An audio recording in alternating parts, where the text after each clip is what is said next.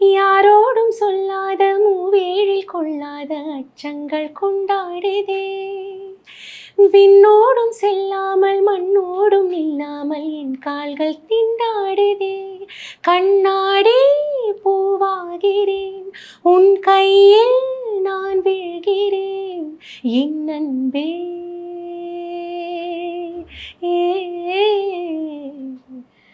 Actually, I was very insecure, to be very honest. ஏன்னா எனக்கு music training கிடையாது. நான் அப்போ தான் ஒரு ஃபியூ ட்ரைனிங் கிடையாதுன்னு இல்லை, it was very basic. Like ஜென்ரலாக ஒரு I think that was the time my father was for the first time he had a south posting Secunderabad. அப்போ மட்டும்தான் நான் கொஞ்ச நாள் கற்றுண்டேன், கர்நாடிக் கற்றுண்டேன். But it was a very basic, like hardly 1 year I think I learned Carnatic. அதுக்குள்ளே தான் actually before Vidyasagar sir call me, I was feature on a Malayalam television channel Kairali. So it all started from there. Parthiban Kanavu பார்த்தது நான் தென்றல் படத்துக்கு recording பண்ணிவிட்டு I used to come from Sikandrabad, fly down from Sikandrabad, sing and then go back because next day I had to attend school. So and I still remember before catching the flight we had some time. So my father said Parthiban Kanavu is running. Appo Satyam da irundhathu. So padam is running, shall we go? Your song is there. That's when I went. First time I saw my heard my voice in the theatre. Of course, it was extremely exciting to hear.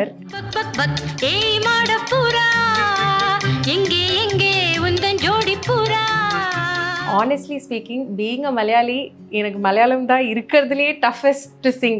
ஏன்னா அதுவும் அந்த பாட்டு especially, ஏன்னா அது ரொம்ப ஃபாஸ்ட்டாக இருக்குது and the lyrics are very very tough. அது ஒரு மாதிரி டங் ட்விஸ்டராகவே இருக்கும். எனக்கு வந்து ஐயோ எடுத்த உடனே இந்த மாதிரி பாட்டா.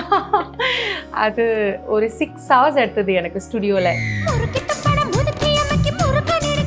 கோழி குண்டு கண்ணு கோவப்பட உதடு பால போல பல்லு படிய வச்ச வகிடு ஆழத்தின்னோ கண்ணோ அலட்டி காது கைய.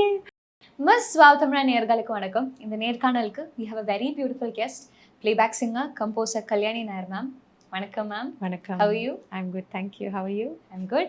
23 years Yes. being in the industry. Yes. எப்படி உங்களோட மியூசிக்கோட பெர்ஸ்பெக்டிவ்ஸ் சேஞ்ச் ஆயிருக்கு? மியூசிக் பேக்ரவுண்ட் கிடையாது, 15 வயசுல பிளேபேக்கு, அதுக்கப்புறம் அந்த கரியர் அப்படியே தொடர்ந்து போய் இப்போ composer, arrangements, you doing a lot of things together. So எப்படி அந்த குட்டி பொண்ணுல இருந்து எப்படி அந்த பெர்ஸ்பெக்டிவ் சேஞ்ச் ஆயிருக்கு மியூசிக்? எப்போவுமே I think music has been my first love. So as a listener எப்போவுமே ஒரு மியூசிக் மேலே ஒரு பயங்கர அட்ராக்ஷன் இருந்தது. So I think I first started as an avid listener and somebody who's very passionate about music, and I had no idea of taking this up as a career. And adu illave illa mind la, but somehow playback happened to me very incidentally. And adukaprom na Chennai vandadukku aprom nariya music kathukra enakku vaaipu kadachadu. So adanale it opened up a lot of areas for me. And I became increasingly more hungry for learning more about music, and especially once I started learning Western classical theory, எனக்கு orchestral arrangement, vocal choir arrangements, அதில் எனக்கு ரொம்ப interest வந்துருச்சு. And I think that is how, when I started off as a playback singer, but today I think I love what I do with respect to contributing creatively to any song in terms of, arrangement and working creatively on it. So I think what started as just maybe at home, chinna idhula paadradum, as a fan of music ne sollalam. Now I think konjam I'm little more serious, and I think I know what I kind of want to do in music. So but அந்த சின்ன வயசு பொண்ணுக்கு என்ன ஆசை இருந்திருக்கு ma'am? இது composer ஆகணும் ஒண்ணுமே இல்ல. பாட்டுனா என்ன இருந்தாலும் பாட்டு இருக்கும், அவ்வளோதான். இட்ஸ் ஜஸ்ட் அது என்னன்னே தெரில. It's just been a part of my life. I cannot imagine. I think there hasn't, in fact I have a brother, an elder brother. He used to always tease me that எப்போ பார்த்தாலும் பாடிட்டே இருப்பா. So I was never trained in music as a child, but somehow whatever I hear I'll just sing. So அந்த மாதிரி எப்போவுமே 24/7 there'll be music in the house and my father also sings. So நான் பாட ஆரம்பித்தா my father will start singing in the other room. So அந்த மாதிரி எப்போவுமே music இருந்துகிட்டே இருக்கும். So I think that's how it's been always. Music பற்றி எவ்வளோ ஒரு வைட் ரேஞ்ச் ஆஃப் நாலேஜ் இருக்குல்ல, அந்த சமயத்தில் இந்த நாலேஜ் ரசிக்கிறது தானே. கரெக்ட். இப்போ என்ன மாதிரி மியூசிக் அந்த சின்ன வயசில் ரசிச்சிருக்கீங்க? சின்ன வயசில் ஆக்சுவலி மோஸ்ட்லி நான் நிறைய பழைய ஹிந்தி பாடல்கள் கேட்டு தான் வளர்ந்துருக்கேன். Because my father was in the army. So நிறைய north postings. Tamil Malayalam and all நான் ப்ளேபேக் பண்ணதுக்கு அப்புறம் தான் நிறைய கேட்டேன். ஐ மீன் ஆஃப்கோர்ஸ் அந்த பாப்புலரான சாங்ஸ் தெரியும், பட் ரொம்ப எனக்கு ஹிந்தியில் தெரிகிற மாதிரி அவ்வளோ தமிழ் மலையாளம் and all அப்போ தெரில எனக்கு. So I think I started off as an avid, Hindi, vintage Hindi listener. And of course, I used to listen to a lot of ghazals. ஏன்னா அங்கேயே இருந்ததுனால எனக்கு கசல்ஸ், அந்த பஜன்ஸ், செமி கிளாசிக்கல், ஹிந்துஸ்தானி கொஞ்சம் அந்த மாதிரி ஸ்கூலில் என்ன சொல்லி கொடுக்கறது அந்த மாதிரி தான் வளர்ந்தேன். So mostly it was on that side. But once I came to Chennai, I explored a lot more genres like Western classical, jazz, and of course Carnatic. So adanale it kind of widened my the areas. எப்படி ma'am அப்போ like ஃபுல்லா complete Hindi listen பண்ணி first Vidyasagar sir மியூசிக்ல போய் ஒரு Tamil proper Tamil வார்த்தைகளை நம்ம ஆளுங்கள் நமக்கு தெரியல. அது அந்த ஒரு ஆப்பர்ச்சுனிட்டி வந்ததும் and also you were just 15. அப்போ நம்மளால அது சரியா பண்ண முடியலையேங்கிற ஒரு ஏக்கம், அந்த மாதிரி என்ன மாதிரி feeling? Actually I was very insecure to be very honest. ஏன்னா எனக்கு மியூசிக் ட்ரைனிங் கிடையாது. நான் அப்போ தான் ஒரு ஃபியூ ட்ரைனிங் கிடையாதுன்னு இல்லை, it was very basic. Like ஜென்ரலாக ஒரு I think that was the time my father was for the first time he had a south posting Secunderabad. அப்போ மட்டும்தான் நான் கொஞ்ச நாள் கற்றுண்டேன், கர்நாடிக் கற்றுண்டேன். But it was a very basic, like hardly 1 year I think I learned Carnatic. அதுக்குள்ளே தான் actually before Vidyasagar sir called me, I was featured on a Malayalam television channel, Kairali. So it all started from there.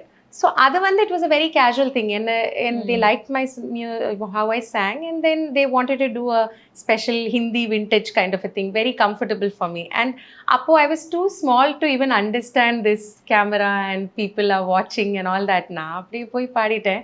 Adukaprom da it kind of became really popular, and then for me that's when the pressure also started building, especially when they started calling me for recordings. Yena enakku I didn't have any experience singing in studio, in mic, that too in a language that I didn't know.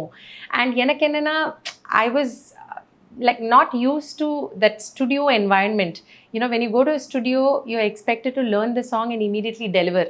And the expertise எனக்கு இல்லை. I didn't have that skill to grasp quickly and deliver.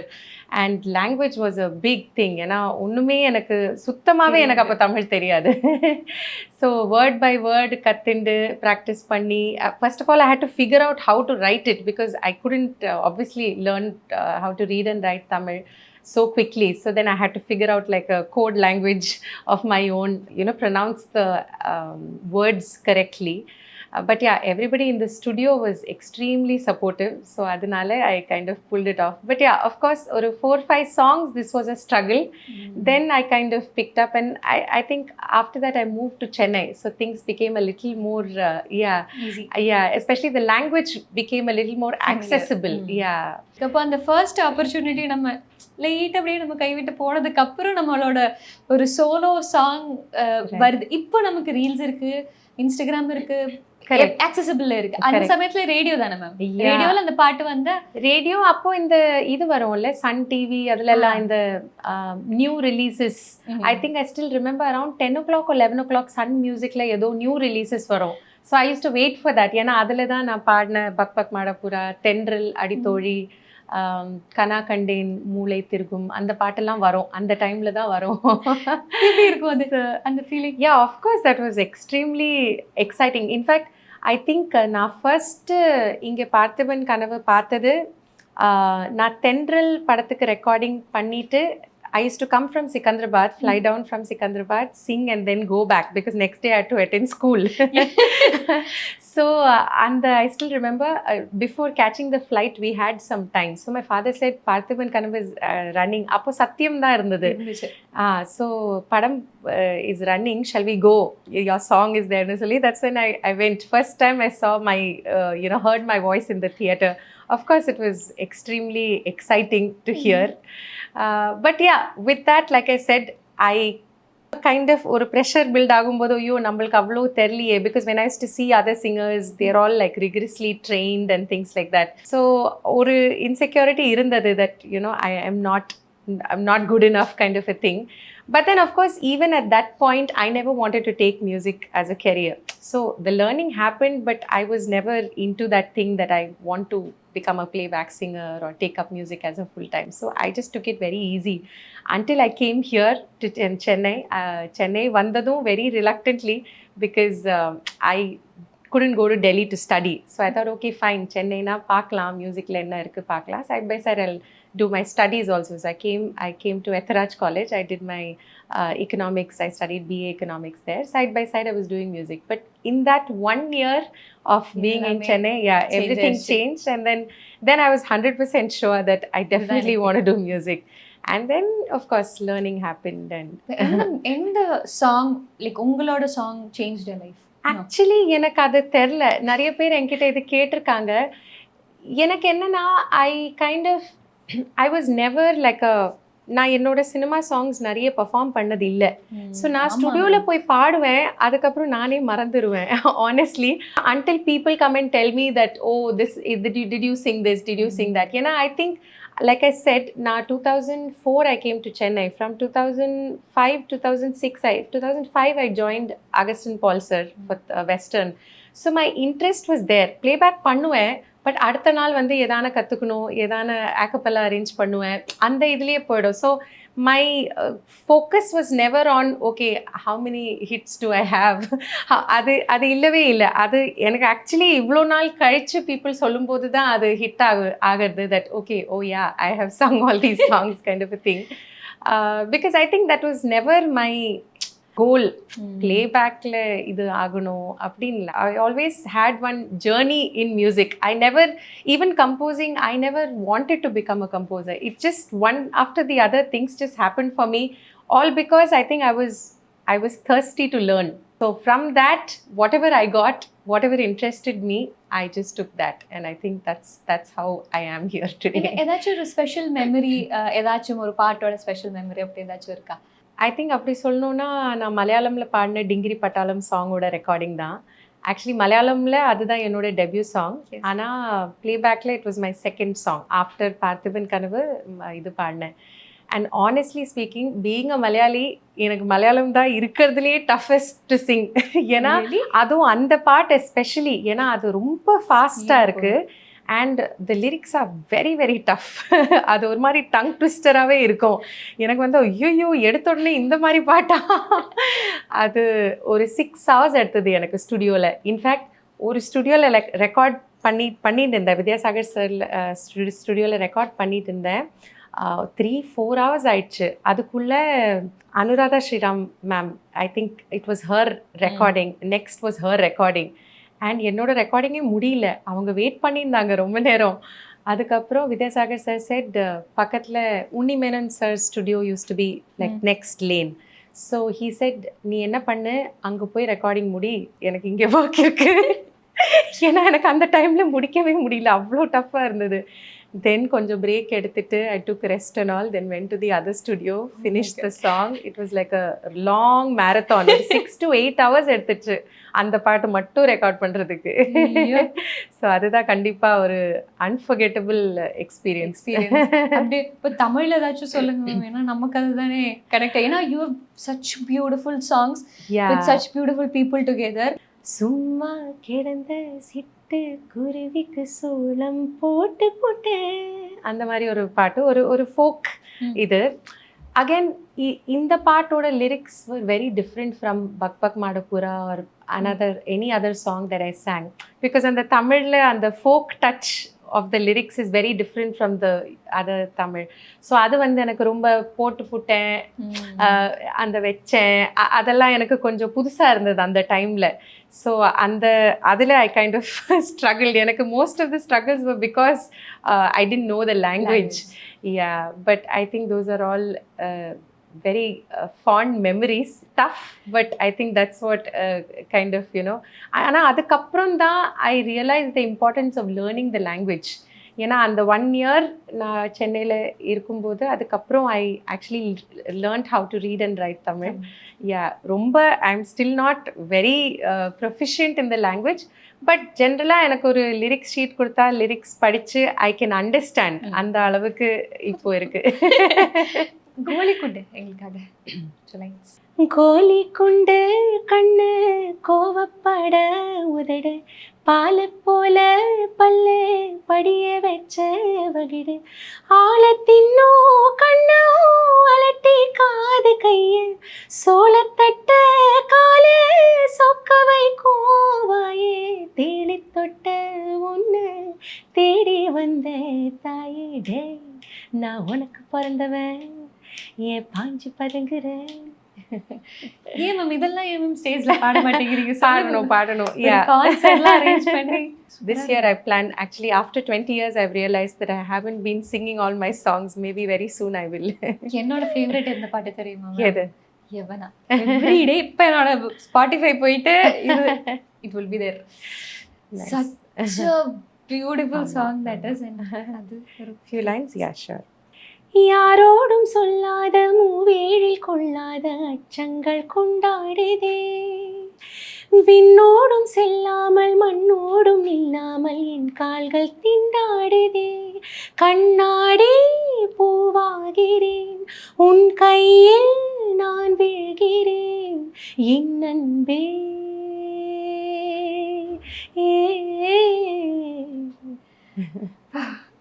நான் full பாட்டு பாட சொல்லி இது interview முடிச்சதுக்கு அப்புறம் நான் ஒரு வாட்டி. எஸ், இந்த பிளேபேக் விட்டு நீங்க சொன்னீங்கல்ல இந்த கம்போசிங் சைடு அரேஞ்ச்மெண்ட் சைடு அது ப்ராப்பரா நீங்க தெரிஞ்சுக்கணுங்கிற அந்த ஒரு ஸ்பார்க் உங்களுக்கு எங்க இருந்து வந்துச்சு? டெஃபினெட்லி நான் என்னோட மியூசிக் எஜுகேஷன் தான். நான் வெஸ்டர்ன் கிளாசிக்கல் கற்றுக்க ஆரம்பித்த உடனே கார்ட்ஸ்னால் என்ன, the impact that a cards can have on a song, எப்படி இன்னும் ஒரு சாங்கை டெவலப் பண்ணுறது, அதெல்லாமே ஜென்ரலாகவே தியரியில் அது படிப்போம். ஏன்னா வெஸ்டர்ன் கிளாசிக்கல்னா ஒரு ஃபேமஸ் காம்போசிஷன் எப்படி அது கம்போசர்ஸ் டெவலப் அ காம்போசிஷன் அதெல்லாமே தியரியில் கற்றுப்போம். ஸோ அது எனக்கு ரொம்பவே இன்ட்ரெஸ்டிங்காக இருந்தது. அண்ட் நிறைய நான் வந்து ஆக்கப்பெல்லா ஜானரில் எக்ஸ்ப்ளோர் பண்ணியிருக்கேன். காலேஜில் ஆக்கப்பெல்லா பேண்ட் இருந்தது. அது தவிர அகசன் சார் எல்லாம் கூட நான் நிறைய ரெக்கார்டிங்ஸ் போவேன். ஸோ அங்கே நிறைய a cappella actually means without any instruments. So just வாய்ஸஸே வந்து நிறைய ஃப்ரீக்வன்சிஸில் இருக்கும். ஸோ யூஸ்வலாக குவாயரில் நம்ம அது சொப்ரானோ, ஆல்டோ, டெனர், பேஸ்னு சொல்லுவோம். சொப்ரானோ ஆல்டோனா விமெனில் ஹை வாய்ஸஸ், லோ வாய்ஸஸ். அதே மாதிரி மேலில் வந்து ஹை வாய்ஸஸ் அண்ட் லோ வாய்ஸஸை வந்து டெனர் அண்ட் பேஸ்னு சொல்லும். ஸோ அது வந்து ஒரு மாதிரி மியூசிக் ஒரு டிஃப்ரெண்ட் ஃப்ரீக்வன்சிஸில் இருக்கும். ஸோ ஒரு ஹியூஜ் ரேஞ்ச் ஆக்டேவ்ஸ், ஒரு 3-4 ஆக்டேவ்ஸில் ஒர்க் பண்ணுறோம். ஸோ எல்லா ஹார்மனிஸ் அதெல்லாம் வந்து விதவுட் இன்ஸ்ட்ருமெண்ட்ஸே வாய்ஸஸ் வச்சே எப்படி ஒரு சாங்கை இது பண்ணுறது, அந்த genre was like very interesting for me. So I think அங்கேருந்து தான் இட் ஸ்டார்டட். ஸோ எந்த பாட்டு கேட்டாலுமே நான் ஜென்ரலாக அப்போது புதுசாக எதான அது வோக்கலில் எப்படி அரேஞ்ச் பண்ணலாம் அந்த மாதிரி நிறைய எக்ஸ்ப்ளோர் பண்ணேன். அப்போ தான் அந்த ஹார்மனைஸ் ப்ராஜெக்ட்னு சொல்லி ரோஸ் போலில் ஒரு சேனலில் I did a lot of songs. அதில் நிறைய சாங்ஸ், எஸ்பெஷலி ஐ திங்க் கண்டு கொண்டேன், உறவுகள், அந்த பாட்டெல்லாம் ரொம்ப பாப்புலர் ஆயிடுச்சு அந்த டைமில். அப்படி தான் ஸ்டார்ட் ஆச்சு. அதுக்கப்புறம் Pradeep of course came in to my life and then Sean Roldan, Santhosh, அவங்க எல்லாமே again they're all big enthusiasts of good arrangements. நிறைய ஆர்கெஸ்ட்ரல் அந்த மாதிரி கேட்போம் சேர்ந்து. ஸோ சந்தோஷ்க்கு பீட்சா படம் எல்லாம் வரும்போது நாங்கள் எல்லோரும் சேர்ந்து தான் அதில் நிறைய ஒர்க் பண்ணோம். ஸோ அப்போது அது வரைக்கும் நான் ஆக்சுவலி ஆர்கெஸ்ட்ராக்கு எழுதுனதில்லை. சின்ன சின்ன ஆர்கெஸ்ட்ராக்கு எழுதினேன். பட் ப்ரொஃபஷ்னலாக சினிமாவில் நான் ஸ்ட்ரிங்ஸ் எல்லாம் எழுதுனதில்லை. ஸோ அப்போ தான் ஃபஸ்ட்டு ஸ்டார்ட் பண்ணோம். ஸோ அதுவுமே எனக்கு ஒரு ஸ்கோர் ஒரு பேப்பரில் நம்ம எழுதுறது லைவாக ஒரு ஆர்கெஸ்ட்ரா வாசிச்சு அது கேட்கும்போது அந்த எக்ஸைட்மெண்ட் வந்து ரொம்பவே you know it's extremely exciting. So அது எனக்கு ரொம்ப அந்த ப்ராசஸ் பிடிச்சது. Because when you're arranging or composing your kind of ஒரு அந்த சவுண்ட் நம்ம க்ரியேட் பண்ணுறது அது யூனோ வி இமேஜின் சம்திங். அந்த இமேஜினேஷன் ஃபைனலாக when you hear it no when it comes to life what you've written on a piece of paper when it comes to life அது வந்து it's extremely rewarding. So அப்படி start பண்ணேன். And then of course I think around 2019 அந்த Covid டைமில் தான் எனக்கு நான் கொஞ்சம் கோரல் பீசஸ் அரேஞ்ச் பண்ண ஆரம்பித்தேன். அரேஞ்ச் இல்லை, கம்போஸ் பண்ண ஆரம்பித்தேன். ஸோ அப்போது I met my friend Karthik Manickavasagam. So அவர் அப்போது கேஎம்ல he was a tutor and he had a small vocal ensemble. So நான் சொன்னேன், நான் கொஞ்சம் பாட்டு எழுதியிருக்கேன், எனக்கு ஜஸ்ட் கேட்கணும், பேப்பரில் தான் இருக்குது, எப்படி இருக்குதுன்னு எனக்கு கேட்கணும். ஸோ இஸ் இட் அக்கா நீங்கள் வாங்க, ஒரு வாய்ஸ் ensemble இருக்குது கேஎம்ல, நம்ம பார்க்கலாம், ப்ராக்டிஸ் பண்ணலாம். So it was about a 12 or 15 piece that time. It sounded great, but I felt I wanted a bigger choir because for what I wrote, எனக்கு நிறைய voices, at least ஒரு 20-25 voices வேணும் அப்படின்னு சொல்லி தான் ஆரம்பித்தோம். So then I started calling people from my contacts. He also brought in more people. அந்த மாதிரி from just 12 piece we became a 40 piece choir. So இப்போ நாங்கள் 2 பேரும் எழுதுறது எல்லா அரேஞ்ச்மெண்ட்ஸ், எல்லா ஒரிஜினல் காம்போசிஷன்ஸ் இந்த choirக்கு தான் எழுதுகிறோம். It's called the Indian choral ensemble. So I think இப்போது right now whatever I mostly compose is for the choir. Yeah. இப்போ நம்ம அரேஞ்ச்மெண்ட்ஸ்னு சொல்றீங்களா மேம், அது என்னங்கிறது நிறைய பேருக்கு தெரியாது. நீங்களே சொன்னீங்க மேம், வாய்ஸ் அரேஞ்ச்மெண்ட்ஸ்னு சொன்னீங்க, இன்னொன்று ஸ்ட்ரிங் அரேஞ்ச்மெண்ட்ஸ்னு சொன்னீங்க. ஸோ அரேஞ்ச்மெண்ட்னா ஒரு